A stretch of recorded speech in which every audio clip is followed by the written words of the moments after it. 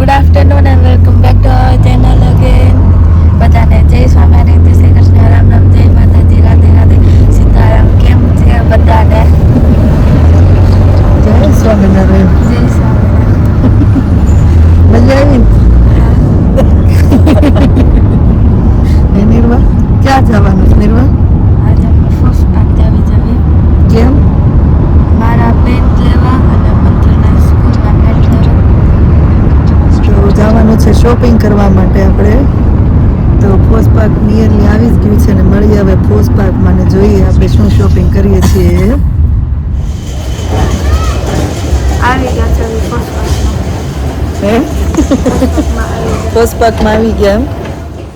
Shopping ચાલુ થઈ ગઈ છે નિર્વાબેનની અને બાન દાદાની મંત્રને લઈને ગયા છે એની શોપિંગ કરવા. લેવાનું તો થોડુંક પણ આટલી શોપિંગ થઈ ગઈ છે. જોઈએ હવે થઈ ગઈ શોપિંગ. તો હાલો ઘર ભેગા થાવ. કેમ હે ને હામે ન જવાય કા મંત્ર ફટાફટી તો ગળે જાય. ભાખરી હોય તો અટકે. ટીકી હોય, ટમેટો હોય, લેટસ છે હે ને. તો એ પાછું ગાડીમાં બેસીને આપણને એમ કે સારું હતું હોય એમ. મંત્ર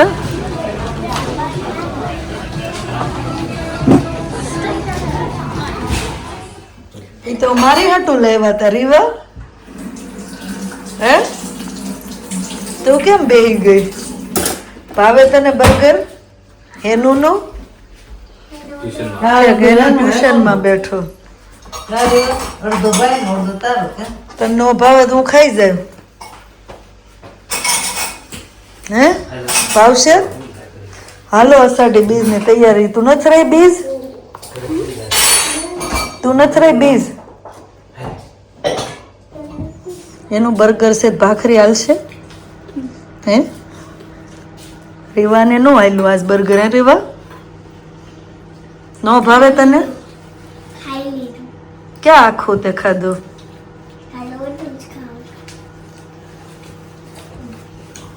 તમે લઈ લો પપ્પા બર્ગર. આશીષે અષાઢી બીજની ખીર ખવડાવીને મને બર્થડે વિશ કરે છે. ઇન્ડિયામાં 12 વાગી ગયા એટલે ખાઈ લીધી આશીષ એકવાર મેં. તમે કીધું એમાં આવી ગયું. શું કરશો રીવા? હે પગ દાબું છું. અરે વાહ વાહ. બાય આજ દવા નથી પીધી. એમાં બાય મોલમાં આટા માર્યા. બાને પગ દુખે છે. હે રીવા કેટલી કલાક દાબાઈ? કેટલી કલાક પોઈન્ટ કરી? ફિઝિયોથેરાપિસ્ટ થાવ તારે પોઈન્ટ કરવા કે મજા આવે તને? સાનવી પોઈન્ટ હારા કરો કનુભાઈ. હે એ તો વાતો કરે કે હું હતી ને એટલે મારા બા બેસી ગયા ને મારા બા ધામમાં વ્યાઈ ગયા હોત તે. કેમ સેવા કરે એમ? આંખનું ઓપરેશન કરે. છોકરી હું હોય ને મારા બા ધામમાં વ્યાઈ ગયા હોત ને. બધા એમ કે છે બા નકરા કાલ દાંત જ કાઢે. દાંત પણ બા શું બોલે એમ. લગ્ન નું કાલ મૂક્યો છે વિડીયો બધા લખી લખીને બાને શરમ આવતી. બા હાસીને પણ એવું થતું હતું તમને. પછી શું તૈયારી સ્ટાર્ટ કરી લીધી છે? ડિનર પછી જો શું કે મેરેજની તૈયારી ચાલે છે અને જોડે જોડે આપણે સ્કોટલેન્ડ જવાનું છે કે નહીં. તો એની હવે શું કહેવાય કે થોડી આજ શોપિંગ કરી આવ્યા અને શોપિંગ કરી આવ્યા તો હવે પાછું ઓલું કરવું પડશે ને. બધા કપડાને હું તૈયાર. મંત્રભાઈનું ખાનું વ્યવસ્થિત કરવું પડશે. સ્કૂલના કપડાં જો ને એમને મૂકી દીધા. સ્કૂલ પૂરી થઈ ગઈ ને આપણે કોટેજ રાખ્યું એમાં હોટ ટબ ને એવું બધું છે. તો હોટ ટબ માટે સ્વિમિંગ કોસ્ચ્યુમ ને એવું જોશે. તો એ બધું શું કહેવાય ગોતવાનું છે. હાલો એના સ્વિમિંગ કોસ્ચ્યુમ તો મળ્યું છે. આયરા એના સ્વિમિંગના ચડ્ડા તો છે આમાં. સ્વિમિંગ એનું સ્વિમિંગ કોસ્ટ્યુમ તો જો મળી ગયું, તારું ગોતવું પડશે ને હવે. અમારે કપડાં તો રેડી થઈ ગયા, પણ તમારા થયા છે હજી? નહીં હો, મારા નથી થયા, મારા જ કાઢવાના છે. થાકી ગયા પણ નિર્વાણ. કાલ આખો દિવસ બધું કામ કર્યું, પછી આજે બધું જે વાસણ ને એવું બધું હોય બધું શોર્ટ આઉટ. હું ગોતોસ પપ્પા? બીજ જોઈશે. બીજ રે ને બીજ, પણ બીજ દેખાતી નથી કે? નહીં દેખાય. રાતના કેટલા વાગી ગયા? 10:15 થયા તો હજી બીજના દર્શન નથી થતા. વાંધો નહીં, વૈયા હવે ઇન્ડિયાના ફોટા જોઈને દર્શન કરી લેવાના. કા ભગવાને હુઈ ગયા, હુઈ જાવ. રેવા મને મહેંદી મૂકી દે છે. રીવાત મહેંદી મૂકી જ દે ને કા રીવા? બા હુઈ ગયા.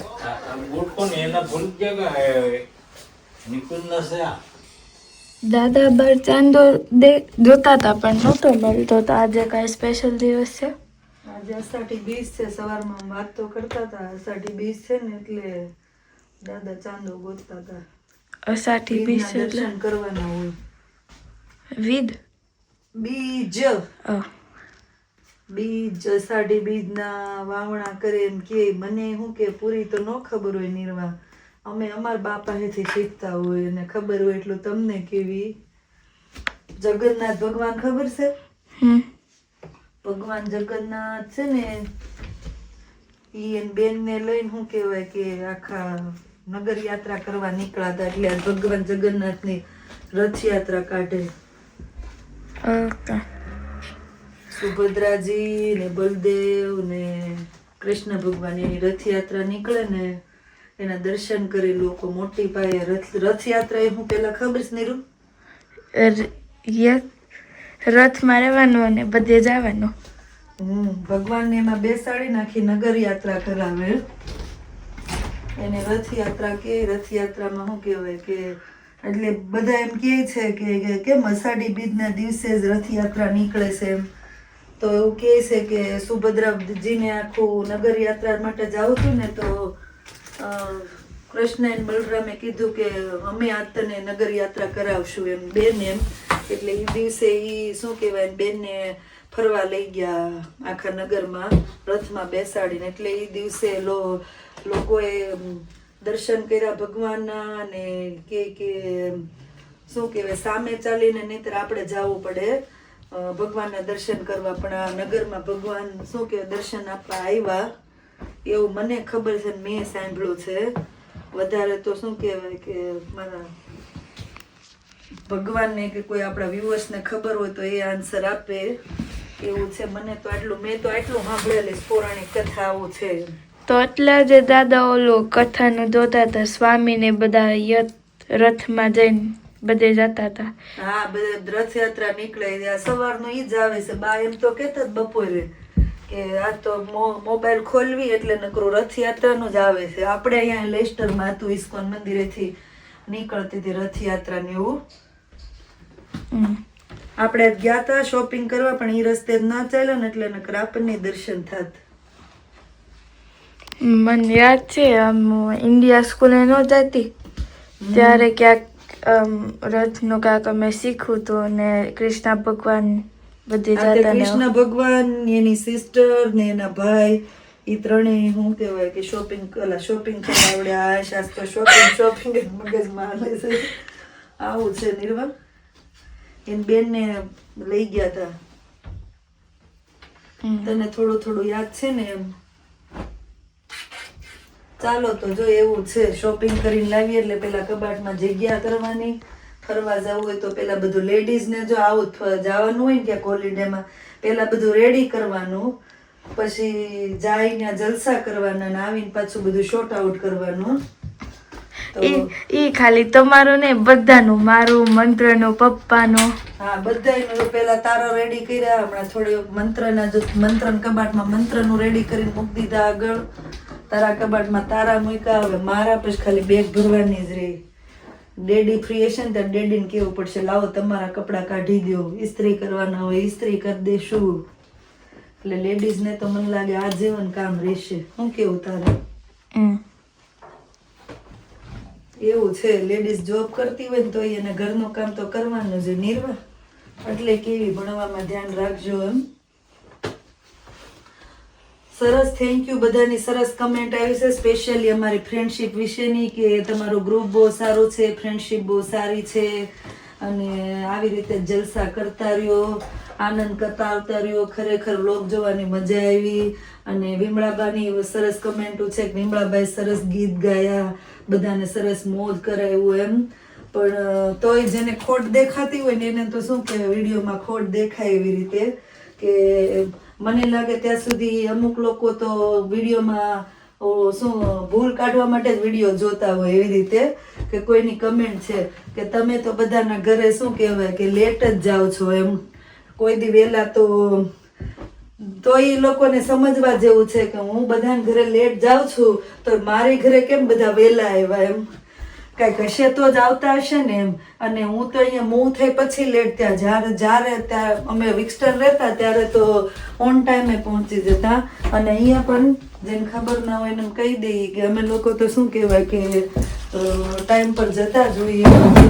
પણ હમણાં પંક્તિના લગ્નની ડાન્સની તૈયારી ચાલે છે, એટલે રસોઈ બનાવડાવીએ, ત્યાં ડાન્સને એવું શીખવા જઈએ, પાછા આવીએ.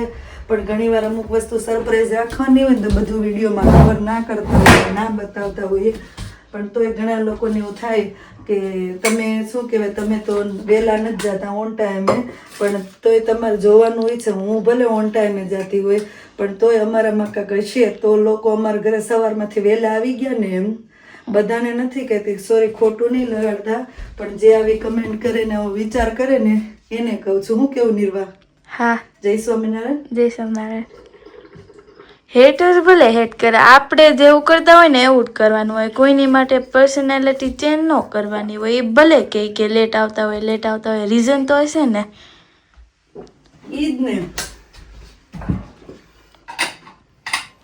ચાલો હવે અહીંયા બ્લોગનો એન્ડ કરી દઈએ. મળ્યા પછી નવા બ્લોગમાં. Thank you for watching and C you hour next blog. જો બ્લોગ સારા લાગતા હોય તો જલ્દીથી લાઈક, શેર અને સબસ્ક્રાઈબ કરી દેજો. ધ્યાન રાખજો તમારું. Good night and bye bye.